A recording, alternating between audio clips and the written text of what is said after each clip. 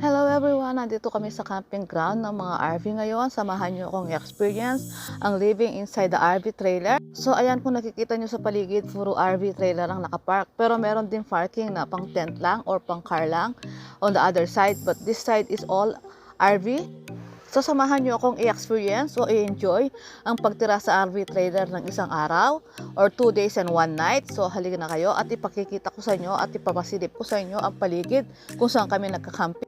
So guys, dalawang klase ang pagka-camp ng RV trailer. Meron yung full service at yung semi-full service. Ang full service is kompleto na, yung drainage, yung water, yung electric.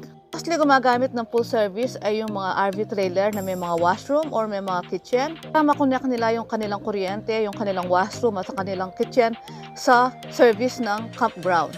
Ano-ano ba yung mga service ng campground? Ito yung mga water, yung mga pagtapunan mo ng drainage mo at yung electric mo. So ngayon pakikita ko sa inyo kung paano pag-dismantle o pagtanggal ng RV sa truck na humihila sa kanya. So ayan, natanggal na namin siya para ma-fix namin yung parking niya at kung lumabas kami o maglakadis, magagamit namin yung truck sa pamamasya na may iwan yung RV trailer. Then pagtapos na mag-aalis na, pwedeng i-attach ulit. Ngayon dinidetach na namin para ma-i-park na natin. Pati na silipin ng RV trailer sa loob. Ayan yung kanyang pinto. Entrance niya papasok. Ito, nasa loob na tayo. Ito yung kanyang kitchen. Kompleto siya. Meron siyang lutuan. Meron siyang gas range. Meron siyang microwave. Itong nakikita nyo sa dalawang tabi. Ref niya. Ayan yung ref niya. Freezer and cooler sa baba. So hindi mo siya halata kasi nga maganda yung ng pinto niya. Ayan, meron siyang dalawang sink. Meron siyang microwave at saka oven at saka gas range. So kompleto siya.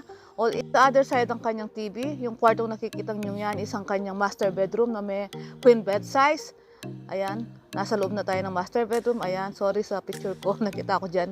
Ayan ang ating master bedroom. The other side, ito yung pinakasupan niya na pwede rin siyang gawin na sofa bed. Ayan ang ating model, ang aking husband. Natutulog siya ngayon kasi maaga akong gumising.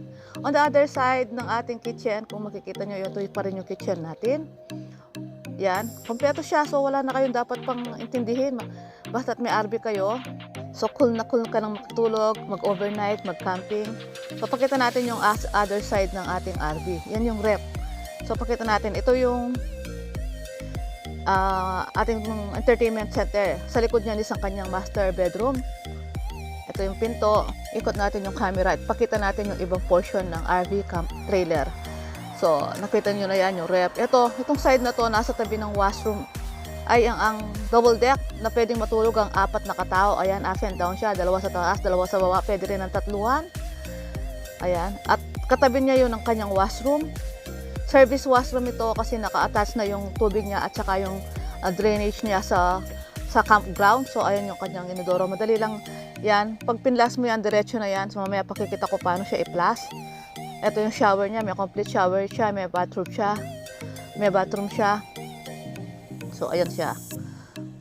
So, ikot natin yung ating camera. Pakita natin yung ating washroom. Then, itong door na to, ayan. Hindi nakita yung, ayan, kompleto siya. So, ayan ang ating washroom sa RV trailer. Kompleto siya. So, pwede ka nang maligo, magtobras, magdano. Ito yung sink niya. Itong pinto na to is papunta sa labas. Pwede ka rin dumaang from outside, papunta ng CR na hindi ka naaakyat sa mismong trailer.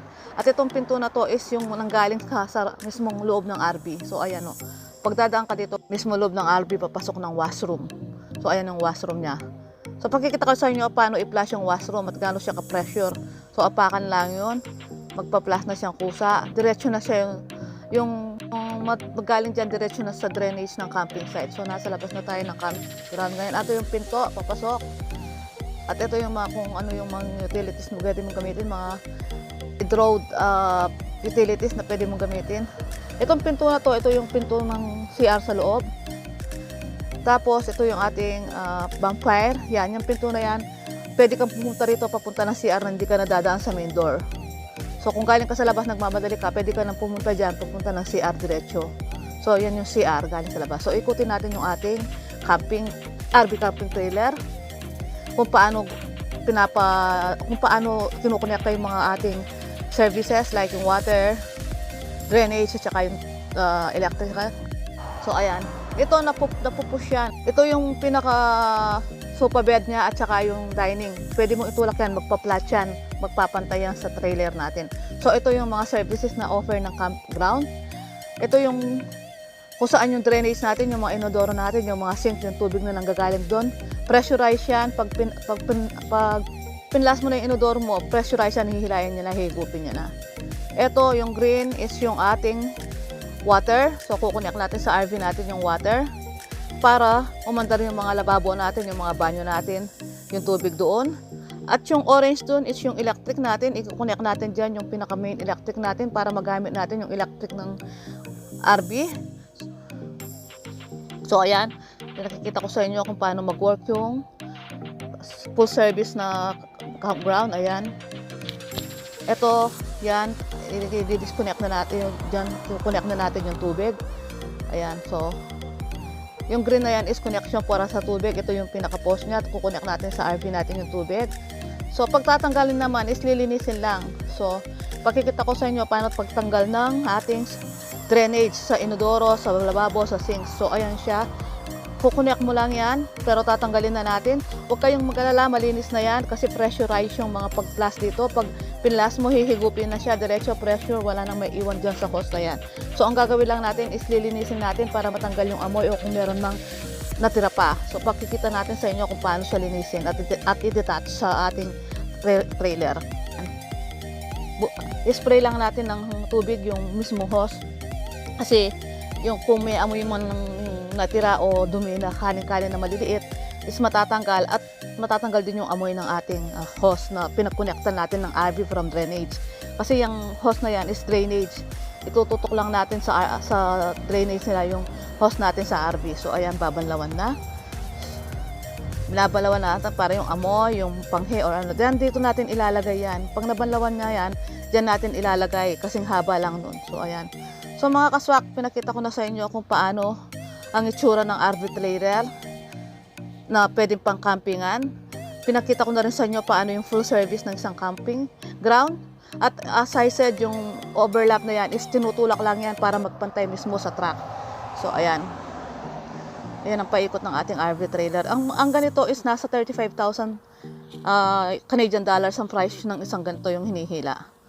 So, ito yung paligid ng pinagcampingan namin. So, kompleto. May water area. May mga campground din dyan na hindi full service. Yung ano lang. Yung magka-camping ka lang, yung tent lang gagamitin mo. Hindi full service yun. Pero, huwag kayong mag-alala kahit hindi full service. Malinis ang washroom nila. Pwede kayong mag-shower, maligo. Merong washroom na malinis na designated para maligo at mag-shower. So, ayan yung ating paligid. So, ayan, ikutin natin ulit ang ating RV trailer para makita